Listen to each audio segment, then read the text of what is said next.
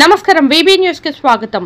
వంశీ బయటకు వచ్చేది ఎప్పుడు? వైసీపీ మాజీ ఎమ్మెల్యే వైసీపీ నాయకుడు వల్లభనేని వంశీ అరెస్ట్ అయిన విషయం తెలిసిందే. ప్రస్తుతం ఆయన విజయవాడలోని సబ్ జైల్లో రిమాండ్ ఖైదీగా ఉన్నారు.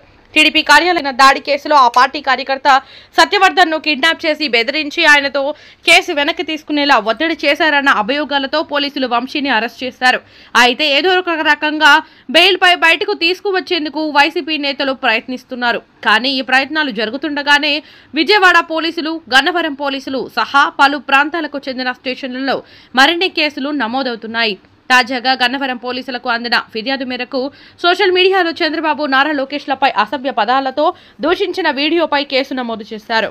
ఇప్పటికే ఇలాంటి కేసుల్లో చాలా మంది వైసీపీ నాయకులు జైళ్లలో ఉన్నారు. దర్శకుడు రామ్ గోపాల్ వర్మ కూడా ఇలాంటి కేసును ఎదుర్కొంటున్నారు. ఇప్పుడు వంశీ పైన గతంలో నమోదైన కేసులతో పాటు తాజాగా మరికొన్ని కేసులు కూడా నమోదవుతున్నాయి.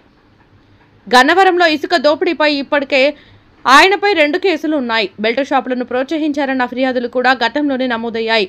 అదేవిధంగా గన్నవరంలో తమ ఆస్తులను వంశీ అనుచరులు లాక్కున్నారని, వాటిని తిరిగి అప్పగించాలని తాజాగా టీడీపీ నిర్వహించిన ప్రజా దర్బార్లో ఆ ప్రాంత బాధితులు ఫిర్యాదు చేశారు. ఈ ఫిర్యాదులను వెంటనే టీడీపీ నాయకులు పోలీసులకు చేరవేసి కేసు పెట్టాలని కోరారు.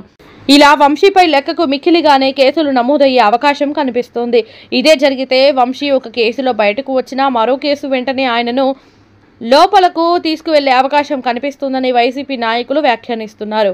గతంలో టీడీపీ నేత, ప్రస్తుత ఎమ్మెల్యే చింతమనేని ప్రభాకర్ను ఇలాగే 12 కేసులు 64 రోజులకు పైగా జైల్లో ఉంచిన విషయాన్ని వారే గుర్తు చేస్తుండడం గమనార్హం. దీనిని బట్టి వంశీ ఇప్పట్లో బయటకు వచ్చే అవకాశం లేదని అంటున్నారు.